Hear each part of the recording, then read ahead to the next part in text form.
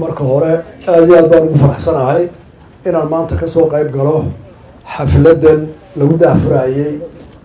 xaruntan maareynta biyaha maamulkooda iyo kaydka biyaha hoose. waxaan aad iyo aad u hambalyeynayaa wakaaladda biyaha shaqaalaheeda oo dhan iyo maareeyahooda iyo cid kasta oo gacan ka siisay aqoon iyo talo iyo tabarba si ay u soo gaadhaan heerkan maanta qalabkooda iyo maamulkooda uu yahay oo noqonaysa mid kudeesho leh oo hay-ado badani ay ku dayo doonaan ama ay ka faadisan doonaan. waxaa kaloo sheegayaa qalabka halkaa yaalla dowladda dhaxashada kuma laha, dhammaantood waxa ay ka bixiyeen kharashka wakaaladda dhexdeeda ah, cid kalena kamay taageerin. biyaha intii laga yidhi intii ay qoladan wasiirka iyo maareynka yidhaahdeen baa inaga filan, waxba ku dheeraan mayno. taariikhda biyahana dee oo laga warramo adne iyo heelaya baa ka warramay. wuxuuna ku darayaa berigaa milyankaa dowlada dalku soo diray kan berigii looga jiray tenkii waxa ku soo carooday oo soo kaxeeyey iyagoo ka maagaya maxamed abusite oo isagoo tallaabooda maalinta halkaa ka qaaday iyagoo aamini waayey inay yimaadaan isagaa mas-uul gaara qaaday qalabka la wareejiya isaga ayaana geeyey iyo qarla socod. waxaynu ku talagelaynaa dhulkeenu sanadkii inta badan kala duwo in yarbu ka da-a sida lagu ogsoonyahay cimilada adduunka isbedelaa ka muuqda oo roobkii wakti aan lagu talagelin buu imanaya, wakti u badanaya aan lagu talagelin wuu maqnaan karaa. markaa dee dhirtii iyo xayawaankii iyo noolihii oo dhami arrintaa way ku jahwareeraya. marka waxaynu u baahan nahay horta inaynu qorshaysano biyaha sidaynu markaynu helno uga faa'iideyno. waxaynu u jeedsanaa inaynu qodo dhaamo. qalabkani waa urugii ugu horreeyey ee dhaamka lagu qodi lahaa. waa inaynu gaadnaa heer gobol walba aynu intaa iyo ka badan geyno,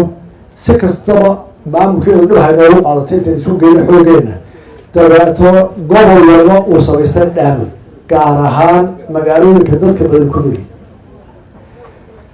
magaalooyinka dadka badan ku noli laba magaalo mooye inta kale waa oomay. burciyo ceergaabo ayaa imika la hubaa biyo ku filanay inay gurahooda yaallaan. boorame waa oomane, haddaan biyo guud loo qaban siday u korayso haraad baa ka dhacaya waa. gabley haddaan la ballaarin dhaamka imika loo qabtay iyada iyo xoolaha jiilalada soo socda oomana ka imanaya. hargeysa oo milyanin baa ku noolyahay kuma baahi bixi karto oo kuma oo bixi karto ceel dheer oo la qodo kuma oo bixi karto, waa daruuri. waxaynu u baahannahay biyaha aynu sanadka helnaa hargeysa biyo ina sanadka oo dhan inaga badan baynu ka qaban karnaa, waxna ku beeran karno. meesha lagu yahadaas caanood waa oomane, biyaha loo qabto badankooda dusha balaano waa qaraan oo minerals badan badan macdan badan oo dhanaan beeleed. caynado 200 dhan walba 150 kilomitr markaad socoto waa dhul xoolo daaqeena oo siman oo oomana ah oo qofka reemiga jiya lagu soo galay gurmad loo gaaro iyo inuu goohor ka sii diyaar lagu guuro mooyaane biyo ay ku fog yihiin. magaalada berbera oo mustaqbalka 2 sano ka bacdi maraakiibta iman doonta ama imikood wadaa ay u baahan tahay biyo ka badan dadka ku nool intay cabayaan, ayaa iyana waxay u baahan tahay biyo ka badan biyo ceel dheer laga qodo. labadii sanad bay ceelo badan baa laga qoday, biyahoodu way dhow yihiin. berbera meelaha looga soo qaado waayo markay kusoo laa dooxyadu haddana mustaqbal ahaan mustaqbalka ay leedahay marka garoobka la shaqeeyo dekadii la shaqeyso meesha baa noqoto gorob magaalada baacbisharo afrikada aan badan ahayn ba isugu tiro hadday biyaha u baahan tahay ma noqonayaan biyo ceeldheer. waa inaynu dhaamin badan qabanaa inta aynaan gaarin awoodda dhaqaale iyo cilmi ay badda ku macaaneyn. markaa habo badan baa inoo taala. dhalinyarada imika ka shaqeysa ee kusoo baxay doorashooyinkii ee meerada noqday kormeerkii madaxweyne ku-xigeenka ay soo mareen rajo wanaagsan baa dhalinyarada laga muujiyay dhammaantood gobolada oo dhan. aad iyo aad baan u hambalyeynaya. waxaan ku dhiiraya tallaabada ka muuqata qorshahooda inay socoto. miisaaniyadooda guud ahaan marka gobolada laga dowlaha hoose qorshaha ay sanadka keeneen waxuu noqday inay 40% kor u qaadaan guud average-ka dhexe magaalooyinka qaarkoodna 60% kor u qaadeen 5 bilood ee imika la joogo average marka la soo celiyay dowlaha hoose 25% kor u qaadeen dhaqaalahooda oo ku dhiirranaya dhalinyaradaas inaan halkaa ka noqon isaga shaqeeya markaad eegto da-yartaa soo baxday jaamacadaha ka soo baxday dalkeena wax ku bartay iyo nimanka dhalinyarada soo dejirada dee iminka dadku iska dhalinyara dhalinyara dadka dhalinyarada way sheegtaan iminka raggaa dee galbeeyadaha 40 jir dhiyar ma aha laakiin dhalinyarada isu tagayeen maamulka hayaa way ka muuqataa tacliintii ay barteen iyo aqoontooda iyo fishirkooda inuu ku salaysan yahay aqoon iyo waxqabad oo ay ka madax banaan yihiin traumatization dadkii dagaalada soo galay dhibaatooyinka soo maray maskaxdooda ku dhaawacan tahay wax badan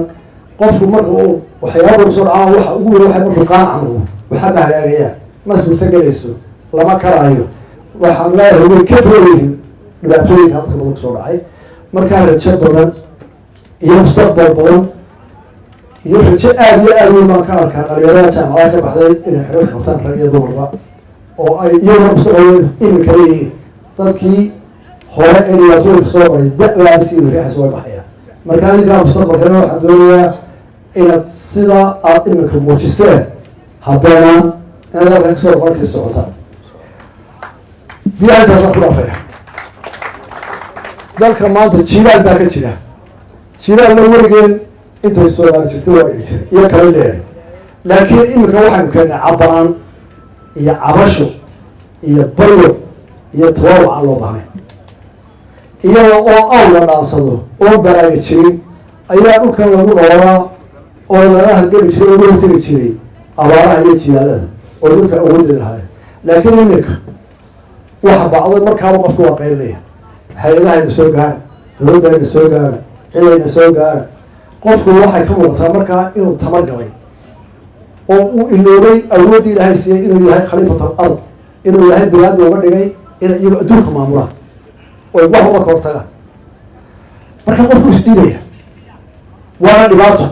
soddonkii sano u dambeeyay taan maskaxdeena lagu garaacay seminaar baa loo qabanaya seminaar kaalaya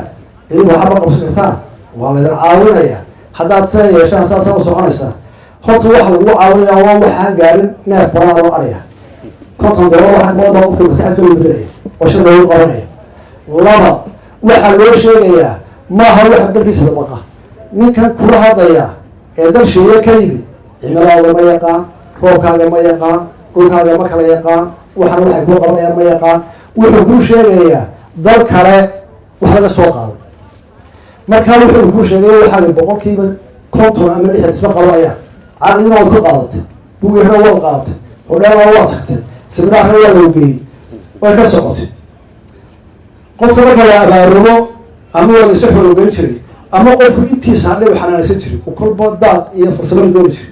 waxa la dhawaa caariyadino waxa la yidhaahdaa afgarisiga IDP ha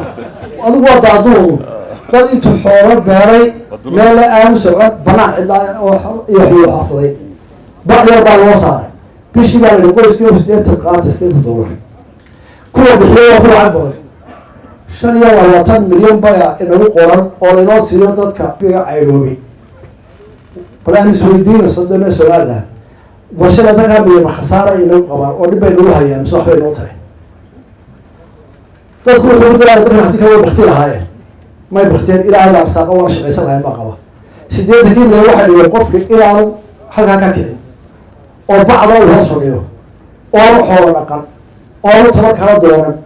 qoyskina ay 80 doolar isku waayaan ilaa qoys shan caruur hale 80 doolar dhan u gaari maayaan waa maskaxda la dhigay oo lagu kala faanaya oo inta dadkii dad abaabulaan oo ka soo helaan miyigii ay meel cidaada jirayaan oo reer ba IDP bay leeyihiin ilaa IDP inuu dajiyo waa masiibo maskaxda la dhigay waxaan u baahanahay in arrimaha ka hawlgalo oo dadka kalsoonida soo celino cimilada iyo sida loo noolahay inuu wax ka tashano qofkii caawinaya ama aqoonteena wax ka qaban kartana aynu ka qaadano dhakhtarka waynu ogolah cudurku waa isku adigu inkastoo dhahood goora kala jaad yihiin injineerka waynu u baahanahay dhismu waa isku mid waxyaabaa leegaya laakiin bey-adeena hidaay nagaa badiso taa intaasaan ku dhaafay iyo biyaha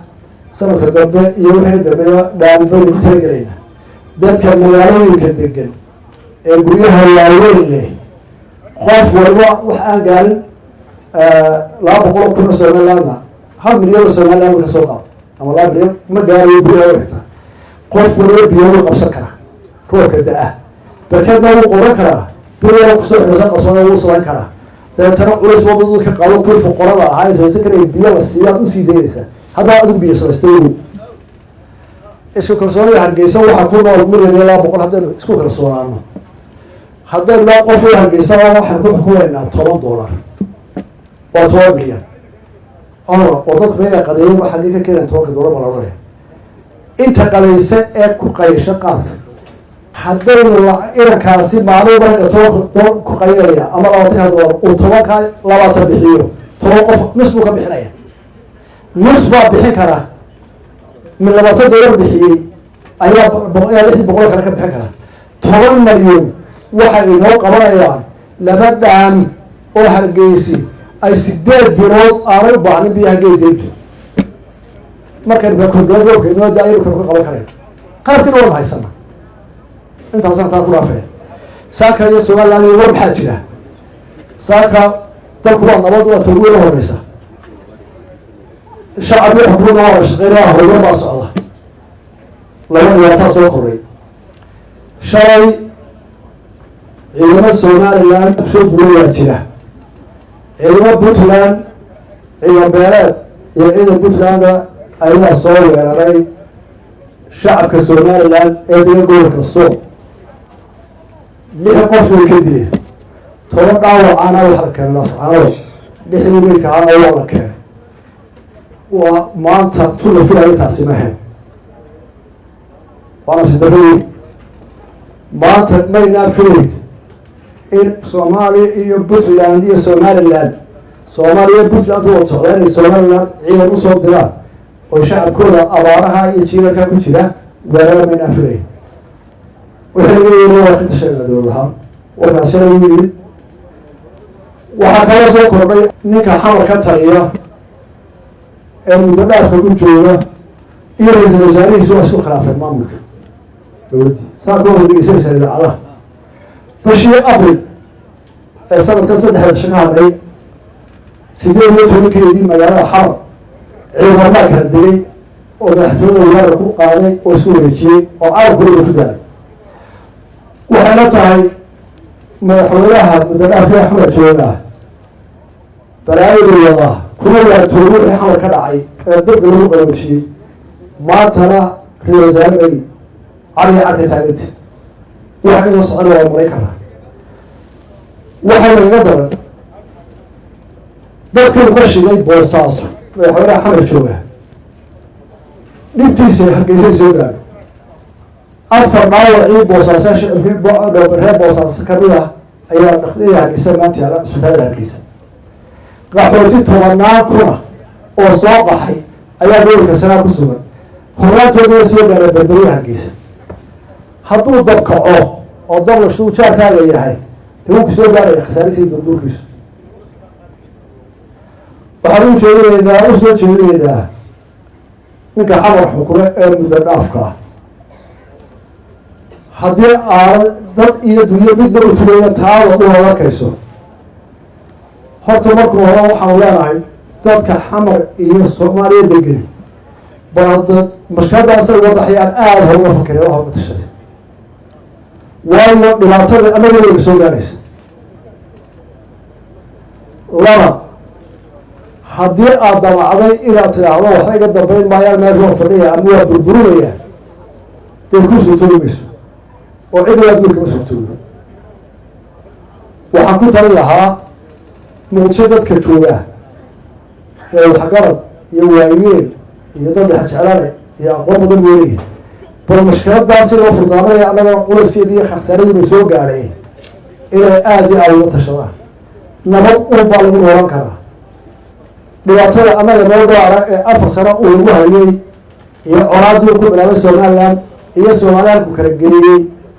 in badan ma ka hadlay waa la wada ku qormaayo waxaan leeyahay reer Somaliland dhammaan dhibaatooyinka jiilaanka noo diyaargaroobay oo isku tagaynaa dalka nabadiisa iyo suudiisa cadow ku soo duulay waa ku talagalaynaa oo waan tooga haynaynaa horumarkana waynu u tooga haynaynaa haweeneyna inaga dhexdeena dawlad baynu nahay dal balaaran baynu nahay xisbiyaynu nahay waxaynu waa dood iyo talaata ka wanaagsan oo kama dhalan karto dalkaas waa iman karo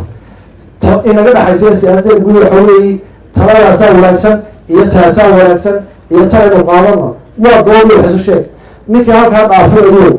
adigana waay adiga kugu ekaanto Soomaaliya waxa uu ka soo waaragtay xisbiga buuqa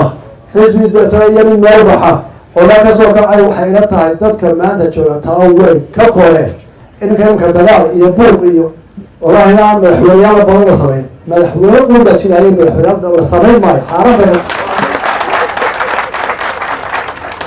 doorashooyinka midba oo qabanaya waa qasab